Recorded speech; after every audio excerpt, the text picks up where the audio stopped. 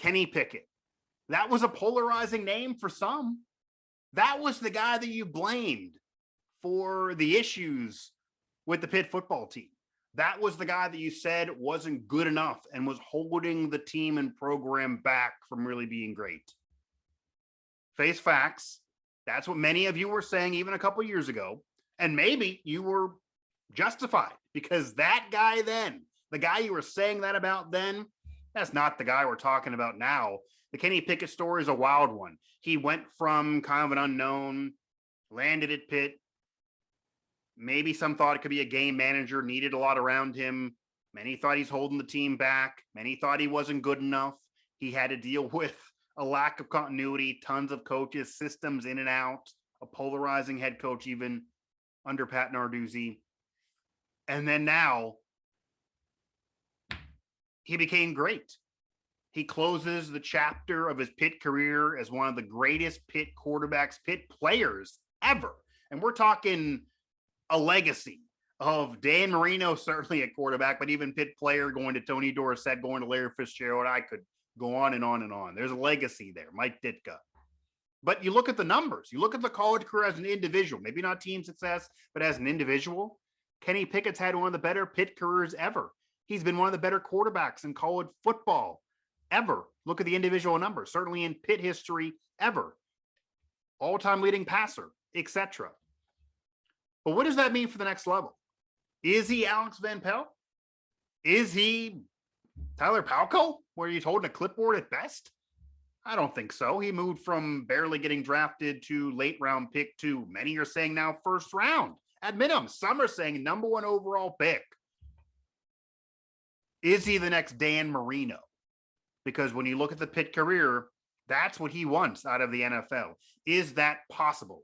On this episode of Mic Drop here on Pittsburgh Sports Live and Pittsburgh Sports Now, we are going to discuss Kenny Pickett's career, how the hell this has happened, where he's become this guy that could be the number 1 overall pick and could have a great NFL career on top of his college career, and what his ceiling really is, where he should be on your board, where he is on this guy's board. And that's my guest, Shane Hallam, managing editor with draftcountdown.com. And of course, an NFL, college football, and even fantasy analyst to join me and discuss Kenny Pickett. What's been Kenny Pickett and what could become Kenny Pickett at the next level. How did that all happen? Because I've talked to some that cover Kenny Pickett. I've talked to some nationally that have been around other ACC programs that have seen Kenny Pickett. And some of them literally told me on preview shows or post-game shows, etc., that it doesn't even look like the same guy that they were watching a couple years ago when he ended his Pitt career to what it was prior. How did Kenny Pickett go from regular quarterback that needs to improve, that no one seems to love, to one of the greatest quarterbacks in the country and certainly in Pitt history?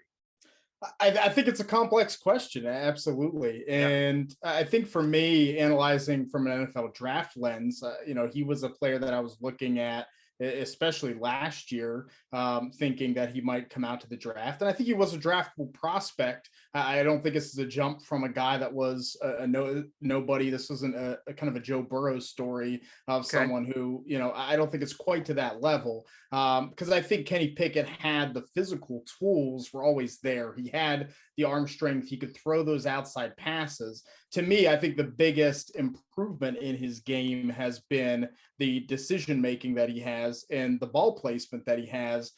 He is anticipating. That's something I did not see him do in 2019 and 2020. Like, he just was never able to anticipate where the receivers would be. And so I think, to me, that's kind of the biggest improvement of his game, is like he's taken these steps in an NFL fashion, right? These definite tools that you need in the NFL. If you throw a ball to a receiver where he was instead of where he's going to be, it's going to be intercepted. And that's what Kenny Pickett was doing. You watch the Clemson game in 2020, that's what he was doing. So to me, I think it's about being able to figure out some of those areas where he can read a defense, make good decisions. I think that's been the big improvement in terms of his game and where he's gone from, this is a guy that's going to make too many mistakes and just isn't good enough to lead an offense. He's going to kill drives, to like, he's the guy you want now to have the ball in his hands, because he's not going to make that big play, it's going to kill you. Yeah, Kenny Pickett is definitely in a situation where I think most fans around the country would feel confident with him behind center, certainly in the college game. He certainly has got to that point. He even has a confidence around him that he feels like he's going to lead his team to a touchdown every single drive. And of course, leading one of the better offenses and statistically speaking, the best offense in the country in his final year at Pitt. So would you say it's fair to classify Kenny Pickett's progression as a slow build where he got better, and then all of a sudden in this final year, it just took an incredible leap even more forward? Because you're talking about even back to 2020. So even a year ago, you still saw some signs that weren't ready yet for you to be comfortable with him in the NFL. Certainly not a first round grade, but there are some of your colleagues around the NFL draft landscape that have taken him from a late 5th, 6th, 7th round pick, probably where he was a year ago, maybe even not draftable a year prior, back 2019. Honestly, there are some that are not being sarcastic when they have put him as the number 1 player overall on their board. That is an outrageous leap for even a year period. And it's not to say it's crazy because the numbers are there and he's a quarterback, but would you say it's fair that's a progression and then a major leap forward, or did you see any signs that this could be possible? I guess that's a question too. Did you see signs this was possible, or are you surprised that you're actually having to have conversations of if he's the number 1 player overall now from what you would have thought a year ago?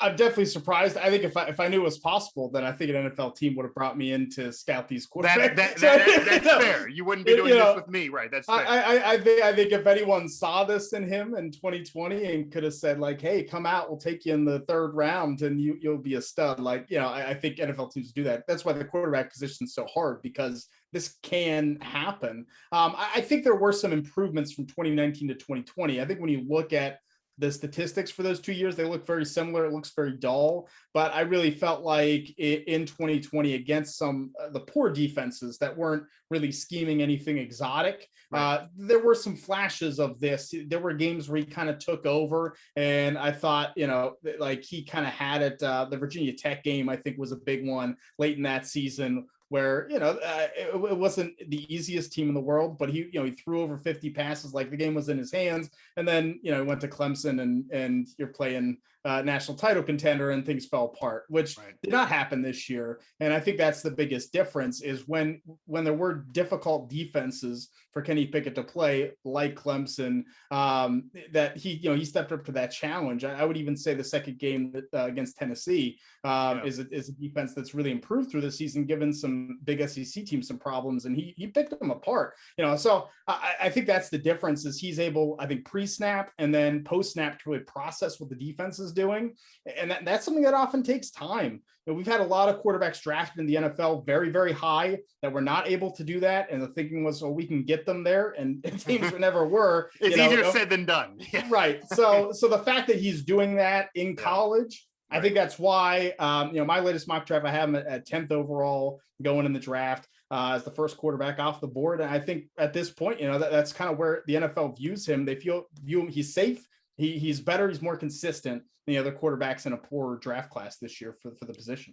Yeah, and I was going to ask you that for sure. So what went into you having Kenny Pickett here, talking with Shane Hallam, a managing editor with draftcountdown.com, NFL fantasy and college football analyst here, as we're talking Kenny Pickett and his ascension from mediocre college quarterback to one of the best in the country, to a Heisman candidate at one point in a year, to now an NFL legit caliber quarterback in many people's eyes. But what went into you placing him at 10th overall and as your top quarterback? Obviously there's athletes in front of him there. There are some that have him as 1, probably because they feel like a quarterback has to be taken there, or maybe a team of need would want a quarterback there. A lot of analysts do cling on the quarterback for that top overall pick. But what went into you having him as your number 1 overall quarterback, still understanding that this is kind of an out of nowhere ascension for Kenny Pickett, and there are other quarterbacks in the country that are still getting more respect in terms of the Heisman Trophy, in terms of college football analysts, in terms of what they're discussed nationally, and that kind of now is happening for Pickett, but he's still behind those guys individually for this college season. But for you, he appears more ready for the NFL than them, I'm assuming? I think that's really what it comes down to, is that NFL teams are going to be comfortable with a player who has the tool set, who has the processing ability, who has the experience and kind of the leadership and toughness. I think he has kind of this toolbox that a lot of the older school NFL coaches are going to like. He's in terms of my ranking, he's number 3. But I think if the draft were held right now, that he would probably go number 1 as the top quarterback. Okay. Because of that kind of consistency. I think if you look at guys like Sam Howell at North Carolina or Matt Corral at Mississippi, I think those are 2 players that have had consistent success, but I don't think they've hit the level of play that Kenny Pickett has this specific season. So it's about risk versus reward. Do you want to take the upside of players like that, or Malik Willis of Liberty? Or I think Kenny Pickett, you know what you're getting. You have a guy that loves football, that has the tool set, like I said, that's doing it this season. You can plug him in day one into an NFL offense, and you probably have a good idea of how that offense is going to run. Similar to Mac Jones in New England, I think is a fair comparison as prospects, where you could plug them in. It's not going to be, I don't think Kenny Pickett's going to step in and be Justin Herbert, and light the world on fire, but I think he's going to step in and be able to run an offense that's run based, and you can win games with him. Yeah, and gain confidence like Mac Jones has with the Patriots, and get better as the games go on, and kind of be an NFL-ready quarterback, learning that system under Mark Whipple. Kind of same deal that Mac Jones had, more of an NFL-style offense, certainly can prepare him for the next level. You said, though, that for you, he's only your number 3 quarterback, even though you would predict, if you're going to throw money down here or try to be correct, that he probably would be taken 1. So why do you feel like the NFL would have him at 1, but you have him at 3? So what is holding you back personally to have him at 3, if you agree that maybe he's that meatloaf, he's safe, he's ready to go, and he has the confidence, the moxie, he has some intangibles that feels like he's ready to go, learn it under an NFL system? So what all about that is not enough for you to have him higher than your number 3? I think there's 2 things. I think the first thing is kind of what we've hit on throughout our discussion here, is the fact that it was such a big jump from 2020 to 2021. Even though there were some flashes there, that scares me. That's usually the quarterbacks that can turn into a pumpkin, for lack of a better term. And so I think I have some fear with that. Plus, is the upside there of these other players? If there is fear that, hey, maybe this is an outlier for Pickett, maybe it's a weaker ACC than we think, maybe things are just processing the Pitt offense. Maybe Jordan Addison is this absolute stud that is, bailing him out, making him look better. I think there's a lot of factors that it could be. And I don't run an NFL team, so it's easier for me to say, well, I'm going to take the upside quarterback, right? I'm going to take a guy that could be top 10, where I think Corral and Howell have that potential. I don't think Kenny Pickett's ever going to be a top 10 quarterback in the NFL, but I don't think you're drafting him necessarily to be that. I think you're drafting him to be a franchise player on a balanced offense. So, for my rankings, I may have him at 3, but I think I definitely understand why the NFL and teams, coaches, GMs are playing for their job. It's better to have a good quarterback than to if you have a bust, you're out. And I don't think Kenny Pickett's going to be a bust. I think he's probably the most bust-proof quarterback in this class. And so I think that safety is going to draw a lot of GMs to him.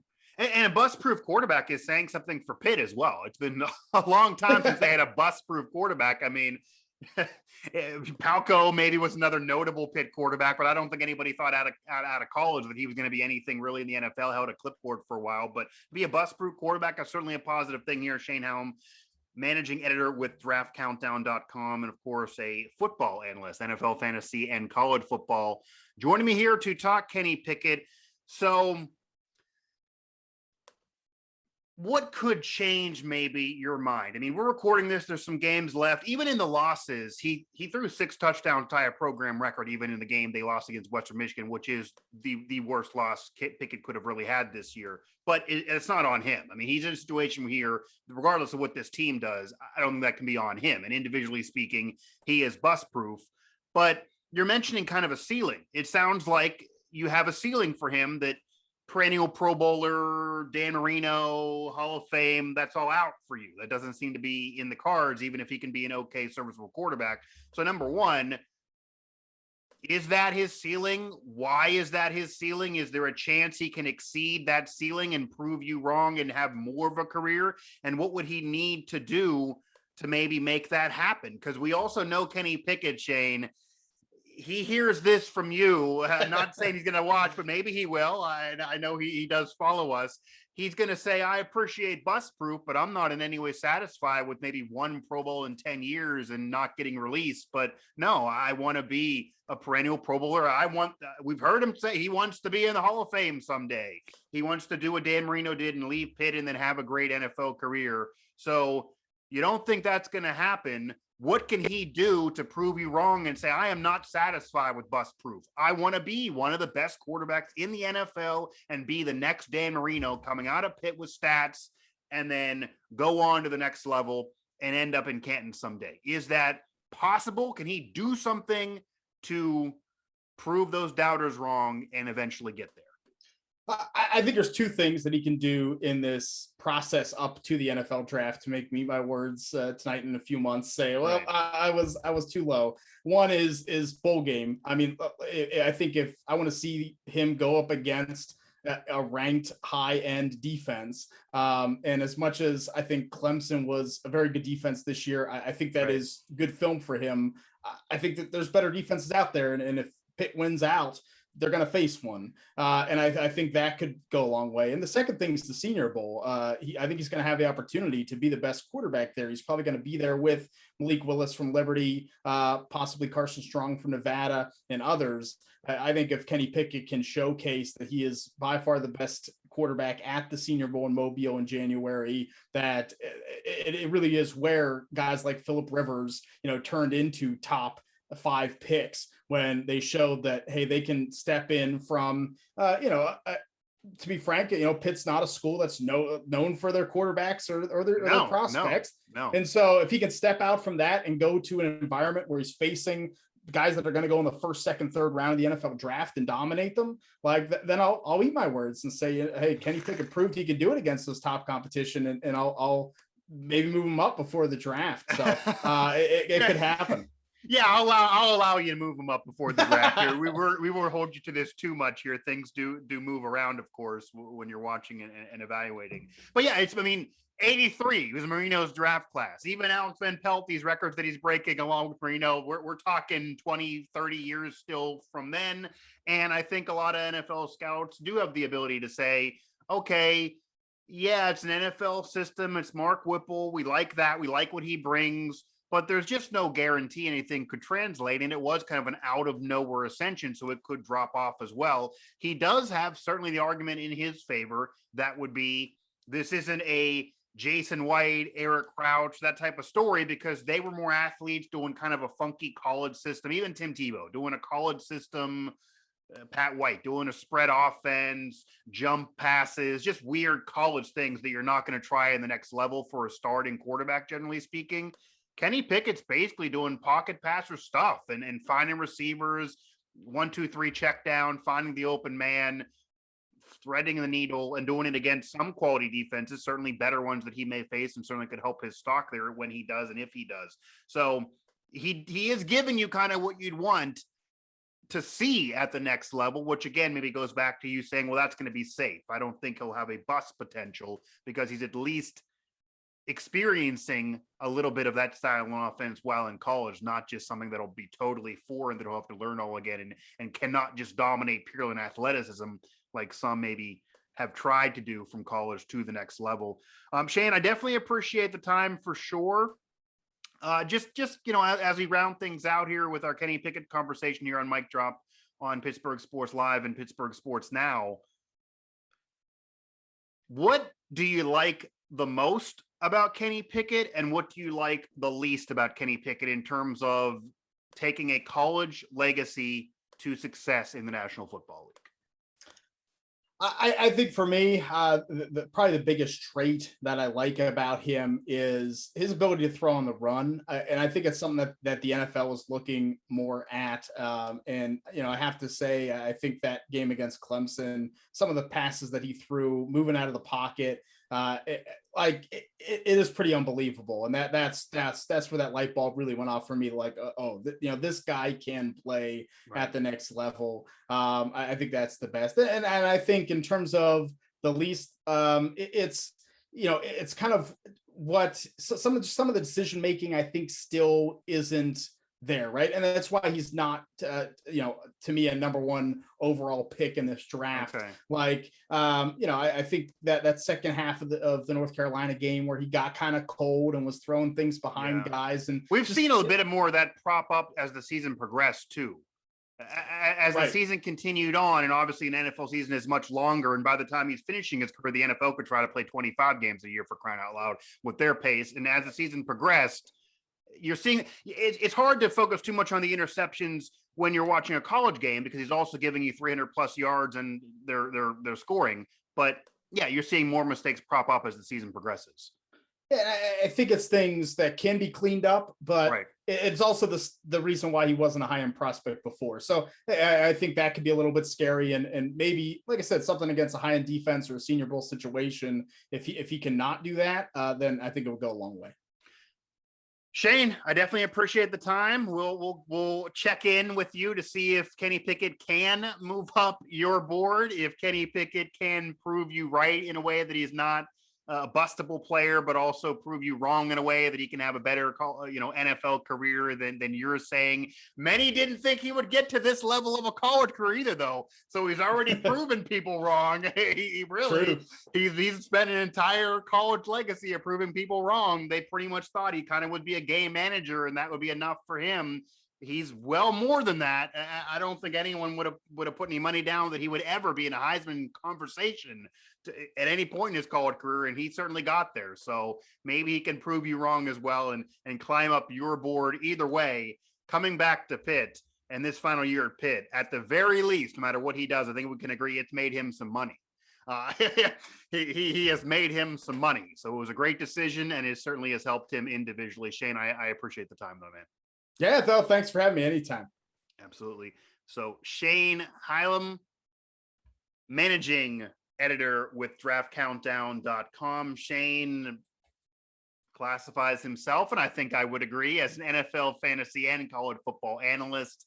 And yeah, I think that's a fair assessment of Kenny Pickett as well. There are things that still could get cleaned up. And you're talking about the NFL here. He's not a perfect player. When you hear people say, well, Kenny Pickett's already better than this NFL quarterback or that NFL quarterback, etc., that is well cart before the horse there. Kenny Pickett, to me, is going to have a solid NFL career. I don't know if he's going to end up in Canton someday, but I do think he is kind of a safe player that is not going to be bad for you, that is not going to be a bust for you, that will win you some games, that does know what he needs to do to run an offense and can adapt to an NFL offense based on what he's been dealing with Mark Whipple at Pitt, especially these last couple years. And he's had to prove doubters wrong. He's had to learn multiple offenses. He's dealt with multiple coaches, multiple OCs, and he's just got better and better as the years go by. And of course, that big ascension from 2020 to a Heisman candidate in 2021, that's something you got to like. You got to like that moxie, that personality, that swag, that confidence in him, kind of like a Joe Burrow that also kind of came out of nowhere and had one of the greatest college seasons ever. At least Pickett's doing it over a period of time. He finishes, no matter what, as one of the greatest Pitt quarterbacks of all time, one of the greatest careers, individually speaking, for a college quarterback of all time. Just look at the numbers. And he does give you a lot to think he is ready for the next level, that he is ready for the National Football League.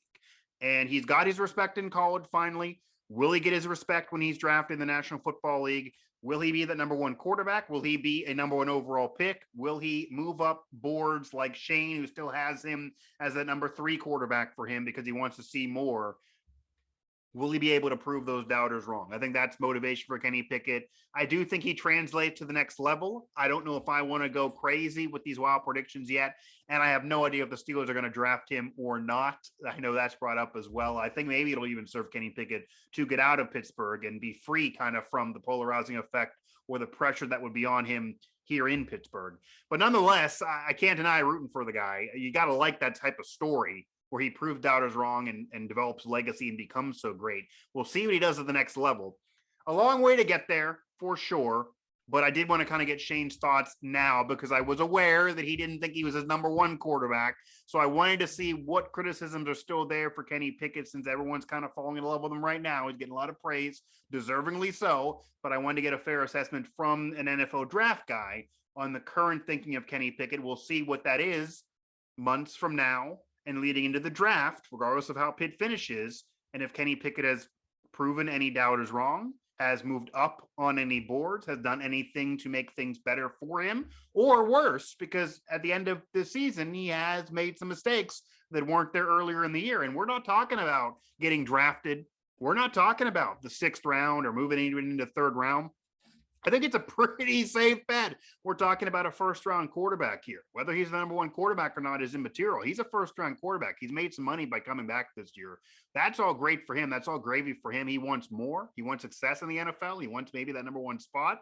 But you're going to also get really, really analyzed. And there's going to be that magnifying glass on you, certainly once you get close to the NFL draft. So every possible criticism will be there to give NFL teams pause. They want to make sure they don't have a bust because that can ruin them for a decade. And that safe draftable player, that safe pick can at least keep your job for a while. That Mac Jones, that type of player, that might be who Kenny Pickett is. And honestly, that's not a bad thing at all from where he was when he started his college career, what the thought was around him even a couple of years ago to what he now is with his Pitt legacy. And then, of course, his sights on the National Football League and that next level and to develop a legacy there as well. Thanks to Shane Hallam for joining me here, managing editor with draftcountdown.com. And of course, an all-around football guy and football analyst here as we talk Kenny Pickett. That'll do it for this edition of Mic Drop on Pittsburgh Sports Live. I want to remind you to hit that subscribe button, bottom of this video. It'll help us get all of our content to you. It's free to do so. Thanks to our sponsors throughout the network. And of course, follow along Pittsburgh Sports Now at PGH Sports Now at PGH Sports Live on Twitter for the site and the outlet. And of course, we're going to have a lot more Kenny Pickett coverage here, as well as Pitt coverage on Pittsburgh Sports Now. And of course, leading into the NFL draft.